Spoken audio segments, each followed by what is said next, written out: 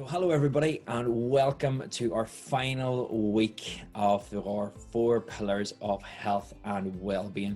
I hope you have really enjoyed this little series. I know even listening into our speakers, I've picked up a lot on this 4-week journey.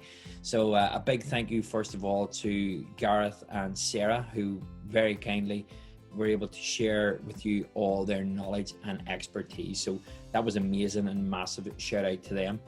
So just a little recap first on things that we covered. So the first one we talked about the importance of sleep, how that affects our health, how that affects our overall well-being and our emotions.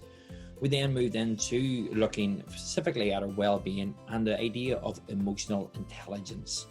And again, it was all about how do we identify with ourselves? How do we react to certain situations? And it was really about the individual. And finally, we looked at nutrition, and Sarah, as well, with her expertise, were specifically on female nutrition on her Wednesday seminar. So there was so much information out there.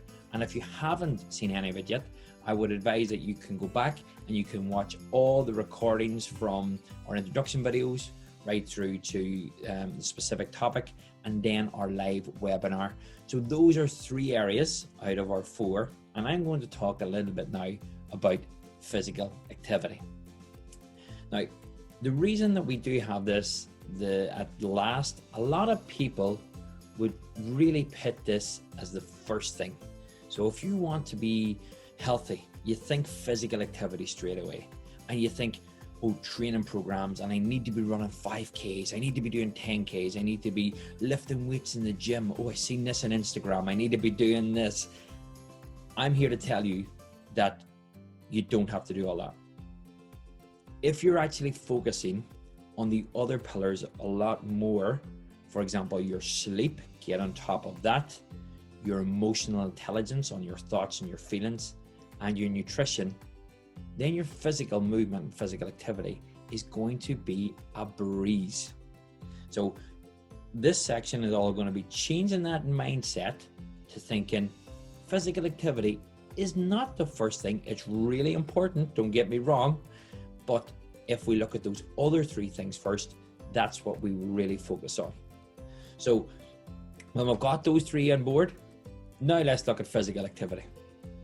The way I break physical activity down is into 3 sections. So we've got training, we've got exercise, and then we've got movement. So let's take training first. So whenever I'm coaching teams or if I'm coaching specific athletes, I train them. So they will follow a set program which has regressions and progressions. It's monitored throughout. They could be due to their season, when they're competing, when they need to recover, and they are focused on training. Now, the benefits of training are all to do with performance.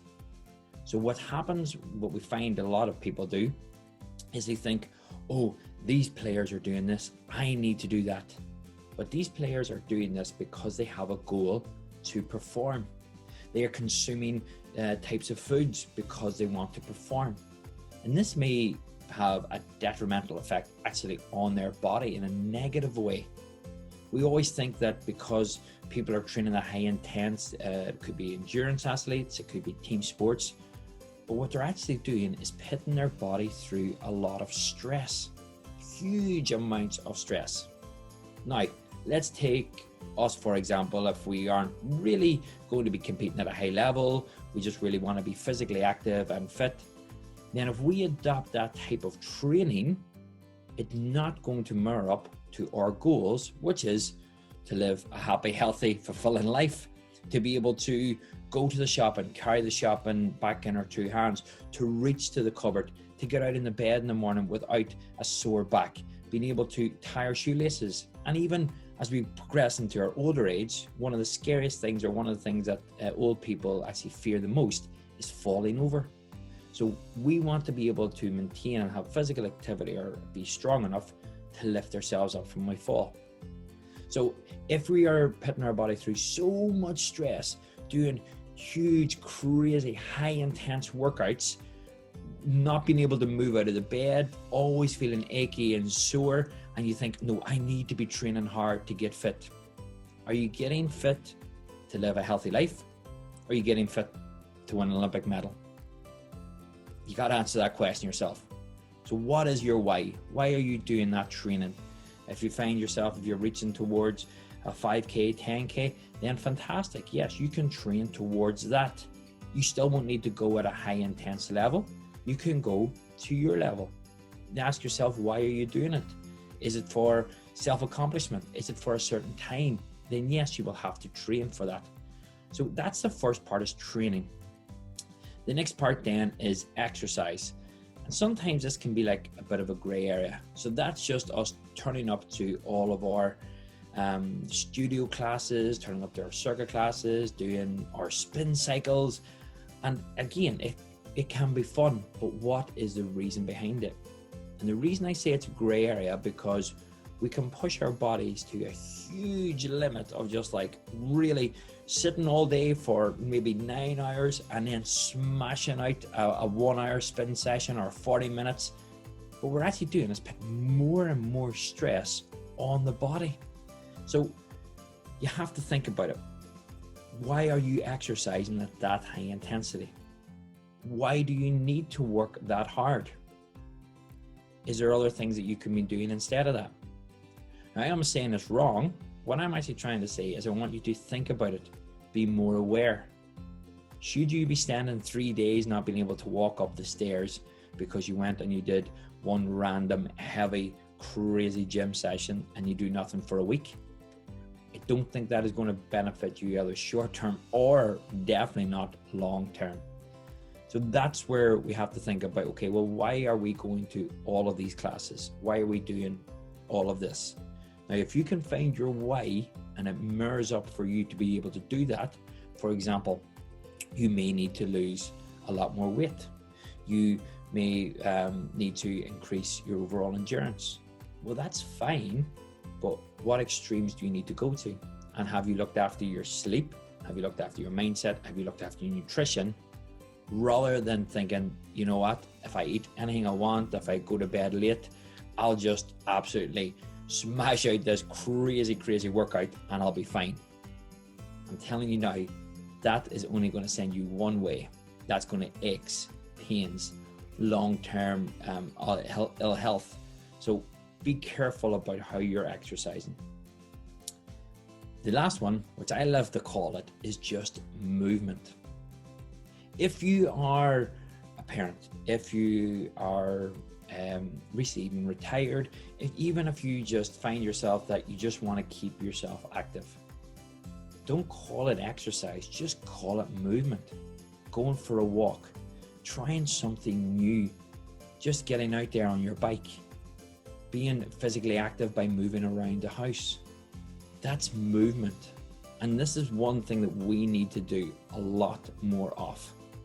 So less of maybe hitting the gym once, twice, 3 times a week, maybe for 1 hour and going hell for leather. What about breaking that down into little segments throughout the day of movement? Now that could still be movement for me in the morning, might be a stretching routine with a few press ups and squats. Perfect. Then maybe throughout lunchtime, I might go for a walk.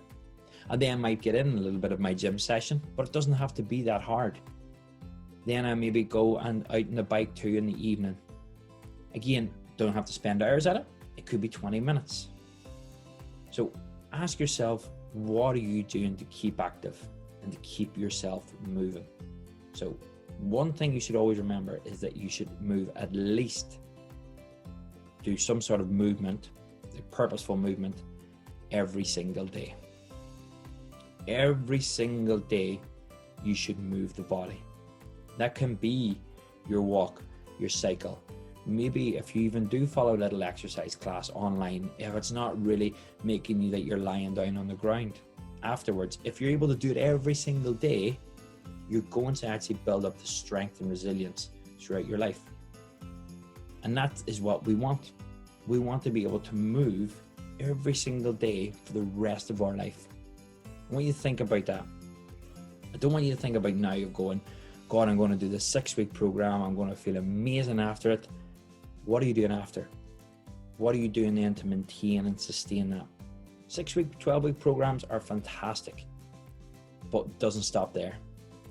So you need to ask yourself, what are you going to do so that you can move every single day for the rest of your life? Because sooner or later it's going to catch up on us, and it's going to be our sore back, our sore hips, ankles. We have other health issues, obesity, loads of other things, and things will happen.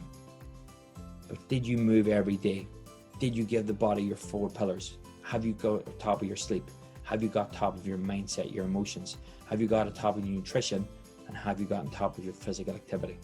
And that's not killing yourself or not doing next to nothing. It's moving every day. It's doing your training programs towards your goal. If you have a goal, fantastic. You hear a lot of stories too of athletes who push themselves that hard. As soon as they start to retire, then all these wee niggles and everything starts coming up. And that was their goal then. That wasn't wrong. It just shows you the extreme that these athletes put their body through, and sooner or later it'll catch up. But that's the risk that they took for their reward of training at a high level. Do you need to take that risk? Do you really need to train that hard that later on in life it's going to affect your health, it's going to affect your emotional state, it's going to affect your lifestyle? So that's one thing I want you to think about. Now, what I'm going to do to the rest of the week, I'm going to do on Wednesday, I want you to follow along a little, I'm going to do a little workout with you, and I'm going to break it down into a few simple techniques that you can use anywhere. So we're going to look at an EMO, which is a workout where every minute on the minute you will do something. A Tabata, when we work intense for 20 seconds, rest for 10, and only lasts 4 minutes. And then we're going to add in a few other ones that we can actually do. So things like an AMRAP as well. Now, these are all short things that you can add in every single day, every day into your lifestyle. And they can take anywhere as little from 4 minutes right up to 10, 15 minutes. If you want even 20 minutes, you can push them out. It's entirely up to you. So I'm going to do that on Wednesday with you. Hopefully you can join. I also want you to check out one thing for me as well. A professor down in Dublin called Niall Munya, he developed this program, and it's about testing your general fitness.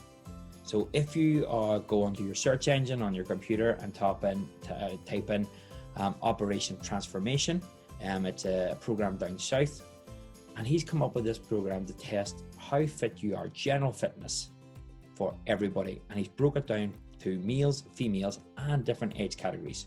So you test things like your balance, your aerobic capacity by doing how far you can run in 12 minutes, walk, run, jog, how many press-ups you can do, how many squats you can do by sitting up, standing on a chair, and then also then to the measurements around your body composition by measuring your waist and the height of your body. So really simple technique. So again, that's Operation Transformation. Check that out. Follow that little workout plan that's on there. It's all there. It's fantastic. It's a free resource. And then you have a marker. You have a marker to say, right, well, I need to work on these certain areas for my overall health, my overall physical health. And then you can see then as you progress, retest yourself and go, wow, by walking every day, by doing my 10 press-ups in the morning, I've actually really benefited my overall health. And it doesn't have to be a workout that you dread going to the gym every single day to do. So that's just a little overview, guys, on physical activity. I will be doing on Wednesday, you'll be able to follow along to a little workout that I can do. And then finally on Friday, we're going to have a live webinar again, and I'm going to talk about specifics of different types of training for different people.